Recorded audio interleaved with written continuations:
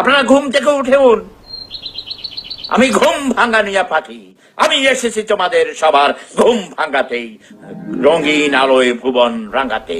উঠো উঠো, জেগে উঠো সবাই, ঘুম থেকে জেগে উঠো। আমি ঘুম ভাঙানো পাখি হয়ে ভাঙাবো তোমারে ঘুম। সুপ্রভাত। এখন আমাদের এখানে দুপুর, শুভ অপরাহ্ন, শুভ সন্ধ্যা।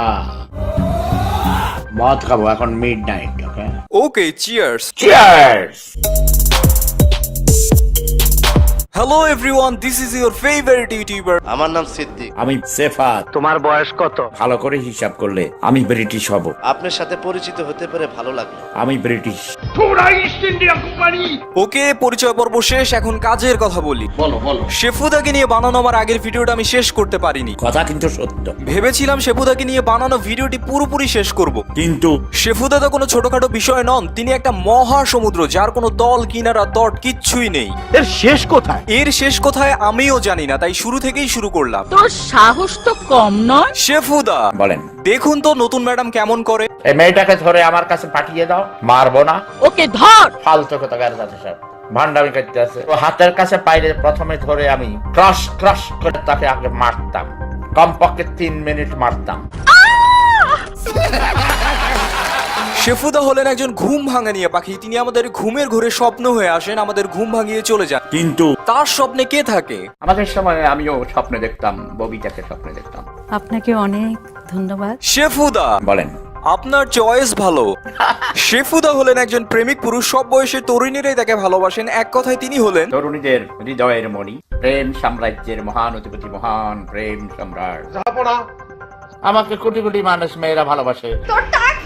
আমার টাক নয়, আমি নাড়া করি। মূর্খটা ওটা বুঝো, টাক আর নাড়া মানে বুঝিস? সামনের মধ্যে একটা সুমা দেই ভাই। আপনারা আমাকে এত ভালোবাসেন কেন? আপনাকে আমরা ভালোবাসি কারণ আপনি আমাদের মনে না বলা কথাগুলো অকপটে বলে দিতে পারেন, তবে দুই একটা বেফাস কথাও আপনি বলেন। খুব খারাপ, খুব খারাপ। সে যাই হোক, এখন আপনি কন্টিনিউ করেন।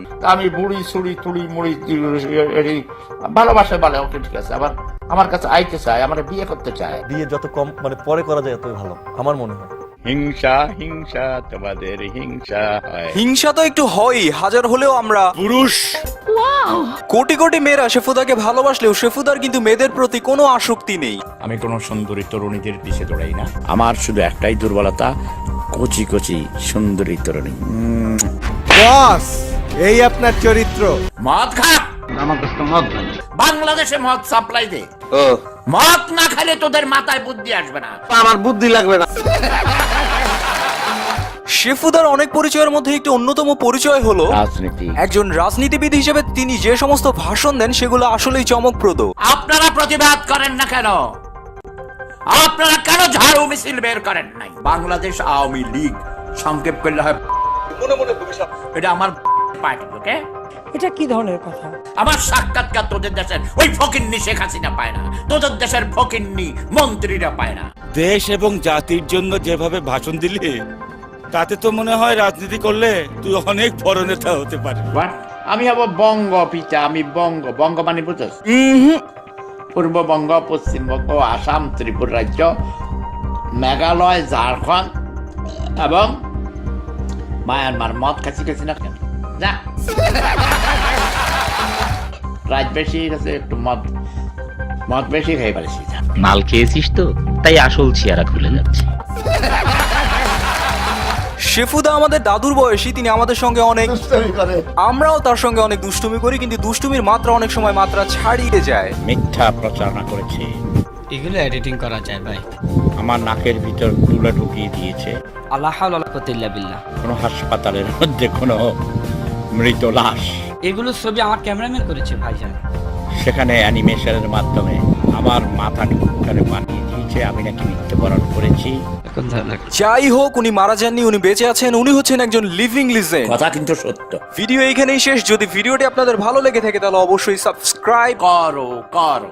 শেফুদা, কালকে তো ঈদ, ঈদ নিয়ে কিছু বলতে চান? আমি বলবো ঈদ মোবারক, চিয়ার্স, উল্লাস, আনন্দ, খুশি, ঈদ, বিয়ার পান করুন। সবাইকে ঈদের অগ্রিম শুভেচ্ছা। সবাই ভালো থাকবেন, সুন্দর থাকবেন, সুস্থ থাকবেন। This is Nijhum signing out. Take care and good bye.